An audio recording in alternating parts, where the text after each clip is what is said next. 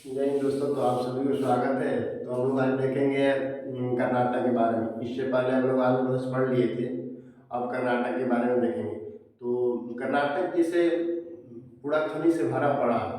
और कर्नाटक की राजधानी देखेंगे तो हम लोग बेंगलुरु है, जो कि सिलिकॉन सिटी के भी नाम से जाना जाता है, अंतरिक्ष नगरी भी कहते हैं इसको। और उसके बाद देखेंगे हम लोग तो यहाँ IIT सिटी भी है, क्योंकि यहाँ सिलिकॉन सिटी के नाम से जाना है। जैसे हम लोग पहले देखेंगे कर्नाटक की राजधानी बेंगलुरु है, तो यहाँ पर तो बेंगलुरु जो देखेंगे तो हम लोग पहले तो सिलिकॉन मतलब होता क्या है ये देखें। तो हम लोग सिलिकॉन मतलब होता है कि जैसे जो भी आप चिप देखे होंगे, चाहे सिम, तो सिम के जो ऊपर लगा रहता है थोड़ा सा एरिया में वो या चिप, तो उसी को सिलिकॉन कहते हैं। सिलिकॉन का मतलब जैसे जहाँ हल्का करंट का काम हो वहाँ सिलिकॉन लगा देते हैं। जैसे टीवी, मोबाइल या कैमरा, रेडियो, स्मार्टफोन या जो भी हो, तो उसमें बिना, जैसे चाहे डिजिटल बोर्ड आ रहा है इस समय, तो डिजिटल बोर्ड में भी तो बिना सिलिकॉन का ये सब नहीं चलेगा। तो और ये सब का अधिक खपत या अधिक विकसित कहेंगे तो बेंगलुरु से होता है सब। उसी तरह हम लोग विदेशों में देखेंगे, तो विदेशों में देखेंगे तो अमेरिका का कैलिफोर्निया एक राज्य है। उसी कैलिफोर्निया राज्य में एक शहर है, उस शहर का नाम ही इतना वहाँ खपत होता है सिलिकॉन का कि उसका सिलिकॉन शहर के नाम से ही जाना जाता है, क्यों खपत हो नहीं होता। और सबसे अधिक उत्पादन देखेंगे तो सिलिकॉन का सबसे अधिक उत्पादन करने वाला वर्तमान में ताइवान है। ताइवान सबसे अधिक सिलिकॉन का उत्पादन करता है। तो आज के युग में 5G हो या 4G हो, बिना सिलिकॉन को नहीं चल सकता है। तो सिलिकॉन जरूरी है। तो सिलिकॉन सिटी कहते हैं बेंगलुरु को, तो ये हम लोग याद रखेंगे, सिलिकॉन सिटी बेंगलुरु को कहेंगे। और बेंगलुरु कर्नाटक की राजधानी है। और उसके बाद हम लोग देखेंगे तो यहाँ कोलार्क है। कोलार्क जो कि सोना का खान है, KGF के भी नाम से जाना जाता है। तो KG और यहाँ कोलार गोल्ड, फिर कोलार गोल्ड पे एक मूवी भी निकला है, ये बहुत पुराना है, शायद 2 भी आ गया है, 3 भी आने वाला है, इसकी तो जानकारी नहीं है, पर एक KGF मूवी निकला है। और वो एक KGF कोलार गोल्ड फील्ड, जो कि यहाँ सोना की खान है और बहुत भारी मात्रा में सोना यहाँ पर निकलता है। और माने बढ़िया सोना भी, से उत्तर प्रदेश में भी सोनभद्र में सोना मिला है, पर उतना शुद्ध नहीं मिला है। बिहार में भी देखेंगे तो जमुई तरफ सोना वोना मिला है, पर उतना शुद्ध नहीं जितना यहाँ शुद्ध है। तो यहाँ बहुत अधिक मात्रा में सोना की ऊपर सोना है। और उसके बाद हम लोग देखेंगे तो इधर नीचे देखेंगे तो मैसूर है यहाँ। मैसूर जो कि देखेंगे तो स्वच्छ शहर हम लोग पहले भारत का सबसे स्वच्छ शहर मैसूर होता था। भारत का पहले स्वच्छ शहर मैसूर था, पर जब से इंदौर हुआ है तो इंदौर ने कब्जा कर लिया है स्वच्छ शहर के। तो वर्तमान में देखेंगे स्वच्छ शहर तो ये है इंदौर, और नहीं तो पहले भारत का सबसे स्वच्छ शहर मैसूर होता था। मैसूर सबसे स्वच्छ शहर है। और उसके बाद देखेंगे हम लोग यहाँ श्रृंगेरी पीठ भी मैसूर में है, जो कि 4 पीठ शंकराचार्य द्वारा बनाया गया था। तो उत्तराखंड, गुजरात और उड़ीसा के पुरी में, उसी तरह कर्नाटक के मैसूर में भी श्रृंगेरी पीठ है। यहाँ पर ज्योतिष पीठ है, गोवर्धन पीठ है, शारदा पीठ है, तो उसी तरह श्रृंगेरी पीठ भी है। 4 को पीठ है 4 राज्यों में, इसे चारों माने कोना को कह सकते हैं क्योंकि ऊपर में देखेंगे तो उत्तराखंड में है, और पश्चिम में देखेंगे तो गुजरात में, पूरब में देखेंगे तो उड़ीसा में, और दक्षिण में देखेंगे तो कर्नाटक में। ये श्रृंगेरी 4 पीठ है। और यहाँ इसका निर्माण, जैसे हम लोग टीपू सुल्तान जो था, और टीपू सुल्तान सभी धर्मों का समन्वय करके चलता था। ऐसा नहीं कि जैसे कट्टर था हिंदू धर्म के लिए, ऐसा वो नहीं था। इसे उसके क्योंकि मालूम चलता है 2 चीज़ों से, एक तो इसका निर्माण करवाया था जैसे श्रृंगेरी पीठ का, और उसके बाद दूसरा चीज़ कि उसकी अंगूठी जो पहना था, उसके अंगूठी पर राम लिखा था। तो भगवान राम का नाम लिखा था उस पर, इसलिए उसको माने उतना टीपू सुल्तान तो ज़्यादा समन्वय लेकर चलता था। इसके बाद हम याद रखिए, फिर उसके बाद यहाँ हम लोग इधर देखेंगे तो इधर यहाँ तो तीन शहर हम लोग देख लिए। फिर उसके बाद ऊपर हम लोग देखेंगे तो यहाँ एक कुद्रेमुख है। कुद्रेमुख जो कि लोहा के लिए, लोहा के खान है। यहाँ पर बहुत अधिक मात्रा में लोहा, जैसे इधर सोना की खान है, उसी तरह कुद्रेमुख जो कि लोहा के लिए प्रसिद्ध, लोहा यहाँ उगाया था। और लोहा जैसे ना इस तरह से मोटा मोटा लोहा करके नहीं मिलता, लोहा बनाने का प्रोसेसिंग अलग होता है। जैसे लोहा को पहले मिट्टी की तरह रहेगा, जैसे भी मिट्टी खनता है उसी तरह लोहा भी निकलता है मान लीजिए। तो उसको पूरा पहले बहुत बारीकी से उसको पीसा जाता है, उसके बाद उसको पीसने के बाद फिर उसको पानी में छाना जाता है जो नीचे जम जाता है, फिर उसके बाद उसको आग में तपाया जाता है। फिर उसको जब आग में तपता है तो पूरा एक जगह गोल चट्टान की तरह हो जाता है, बहुत माने आग में उसको तपाया जाता है। फिर उसको पीटा जाता है, फिर उसको आग में तपाया जाता है। इस तरह से प्रोसेसिंग के अनुसार सोना उपज लोहा उपज होती है। लोहा माने कोई इस तरह मिलता नहीं है, मिट्टी में ही रहता है, मिट्टी की तरह धूल कण से उसको बनाया जाता है। और उसके बाद यहाँ हम लोग देखे थे, फिर उसके बाद जैसे अब यहाँ कुद्रेमुख है, और कुद्रेमुख को निर्यात किया, देखिए बिना लोहा के लिए कुछ भी नहीं। तो यहाँ बेंगलुरु है, और बेंगलुरु है, यहाँ पर देखेंगे तो बेंगलुरु बंदरगाह है, और उसी बंदरगाह से सोना का निर्यात, लोहा का निर्यात किया जाएगा। देखिए बिना लोहा का कुछ नहीं होने वाला है। आज के संसार में हर एक चीज़ लोहा पर डिपेंड है। और लोहा और स्टील, लोहा में 1% कार्बन मिला जाता है तो स्टील हो जाता है। तो लोहा जरूरी है जीवन के लिए। जैसे कुछ भी देखेंगे आप तो बिना लोहा के कोई आवश्यकता नहीं, गाड़ी, साइकिल, ट्रक, बस, कुछ भी हो तो उसमें लोहा का जरूरी है।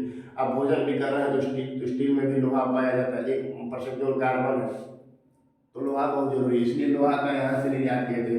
फिर उसके बाद यहाँ देखेंगे तो हासन, थोड़ा सा नीचे देखेंगे इधर तो हासन मिलेगा।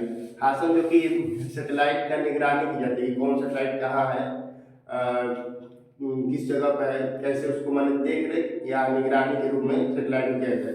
फिर इसके नीचे देखेंगे तो श्रवणबेलगोला यहाँ पर नीचे थोड़ा सा नीचे मिलेगा, जो कि चंद्रगुप्त मौर्य की मृत्यु श्रवणबेलगोला में हुआ थी। तो ये क्वेश्चन बहुत इंपॉर्टेंट आता है कि चंद्रगुप्त मौर्य की मृत्यु कहाँ हुआ था, तो श्रवणबेलगोला में हुआ था, जिसकी रहने वाला था तो बिहार का एक शासक था, और उसकी मृत्यु जो हुई थी वो श्रवणबेलगोला में हुआ था। तो ये हम लोग देखेंगे। फिर इधर देखेंगे हम लोग तो इधर हम्पी है। हम्पी जो विजयनगर साम्राज्य की राजधानी था, बहुत विकसित शहर था हम्पी, और विजयनगर साम्राज्य भी था, वो भी बहुत बड़ा साम्राज्य था। और इसको जो हम्पी है इसको यूनेस्को में शामिल किया गया है, जो कि यहाँ जो कि खंडहर, धरोहर, महल था, ये सब इसको बहुत माने अद्भुत यहाँ का दृश्य है, तो इसलिए इसको यूनेस्को में शामिल कर दिया गया है। और हम्पी जो कि बहमानी साम्राज्य की राजधानी है हम्पी। यहाँ देखेंगे तो कुलबुर्गी या गुलबर्गा, ऊपर देखेंगे हम लोग तो ये भी विजयनगर साम्राज्य का अंग था, गुलबर्गी या गुलबर्गा। और उसके बाद यहाँ देखेंगे तो हुबली हम लोग देखेंगे तो जो कि दक्षिण पश्चिम रेलवे का मुख्यालय है हुबली में। और उसके बाद हुबली जो है भारत का सबसे बड़ा गोरखपुर रेलवे स्टेशन है, उससे भी बड़ा यहाँ हुबली रेलवे स्टेशन बन रहा है। और उसके बाद यहाँ देखेंगे तो बेलग्राम, जो कि गांधी जी ने पहला एकमात्र गांधी जी कांग्रेस अधिवेशन किए थे, जो कि 1924 में हम लोग देखें तो 1924 में यहाँ गांधी जी एकमात्र कांग्रेस के अधिवेशन किए थे बेलग्राम में। और ये इसको पहला बेलग्रामी भी नाम था, और वर्तमान बेलग्राम इसको कहते हैं। और इसको देखेंगे जैसे तो यहाँ कांच उद्योग के लिए, चूड़ी उद्योग, जिसे कांच का बहुत भारी मात्रा में निकलता है यहाँ से, तो कांच का खदान भी कर सकते हैं, कांच उद्योग यहाँ पर है। जैसे हम लोग फिरोजाबाद पढ़े थे, जो कि उत्तर प्रदेश में फिरोजाबाद शहर था, वहाँ भी चूड़ी उद्योग कांच के लिए प्रसिद्ध था, तो उसी तरह यहाँ भी है। तो जैसे उत्तर भारत का सुहाग नगरी कहते थे फिरोजाबाद को, उसी तरह दक्षिण भारत का सुहाग नगरी बेलग्राम को कहते हैं, तो ये हम लोग याद रखेंगे। फिर हम्पी, एक और महत्वपूर्ण क्वेश्चन यहाँ पर आता है कि किस नदी के तट पर है। ये हम्पी तुंगभद्रा नदी के तट पर है, इसको हम लोग जब निश्चित नोट में याद करके रखेंगे, क्योंकि ये क्वेश्चन हर वक्त लगभग पूछ लेता है, कभी भी बने तो ये इम्पोर्टेंट क्वेश्चन बन जाता है कभी कभी। तो हम्पी जो है कि तुंगभद्रा नदी के तट पर है, हम्पी बहमानी साम्राज्य का अंग था और ये यूनेस्को में शामिल है।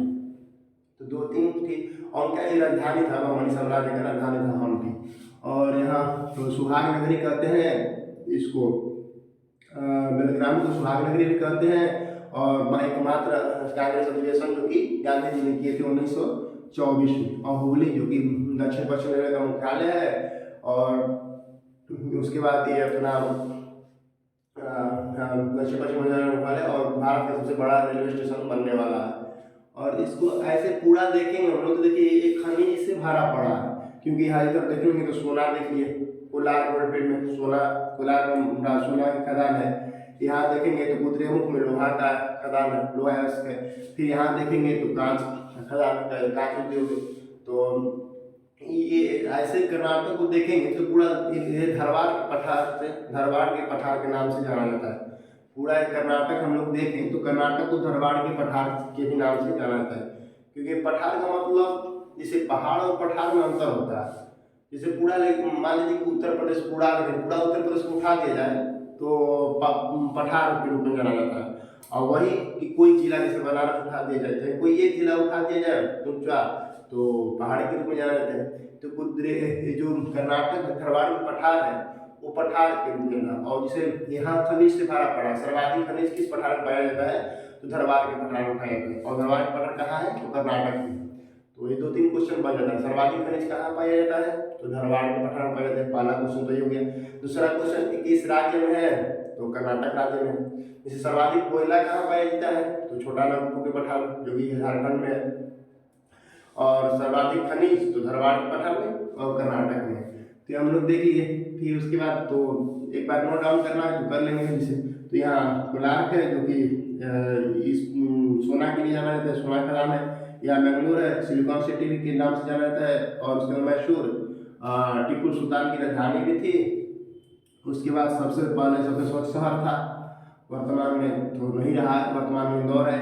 उसके बाद यहाँ कुद्रेमुख है, यहाँ बेंगलुरु बंदरगाह, इसी से निर्यात होता है लोहा। उसके बाद यहाँ हासन है जो कि अंतरिक्ष का सेटेलाइट की निगरानी होता है।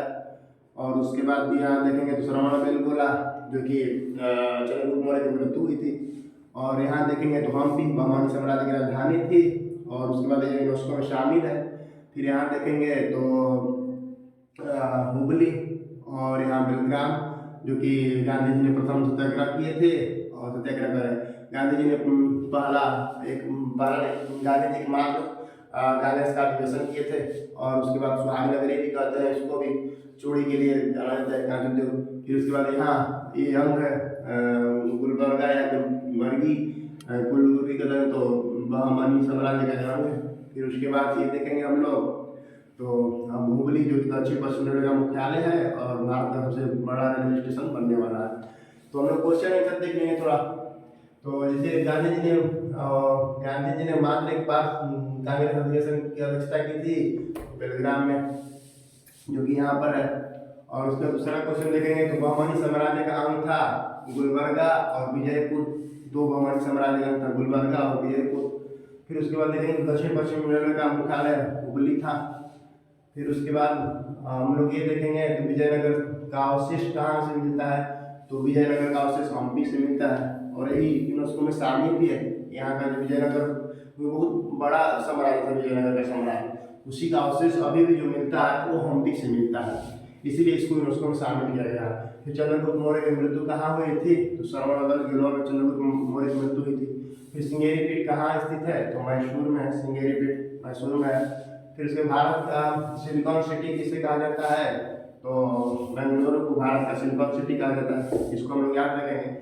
फिर कोलार की खान किस लिए प्रसिद्ध है तो सोना के लिए, कोलार की खान जो है वो सोना के लिए प्रसिद्ध है, कोलार की खान सोना के लिए प्रसिद्ध है।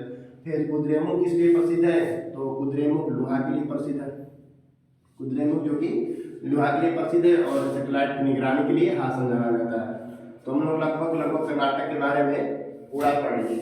जो क्वेश्चन आंसर बन रहा है वो भी हम लोग देख लिए। तो अब इसी तरह हम लोग आगे तमिलनाडु के बारे में पढ़ लेंगे, फिर केरल पढ़ लेंगे। तो मिलेंगे नेक्स्ट वीडियो में। जय हिंद दोस्तों।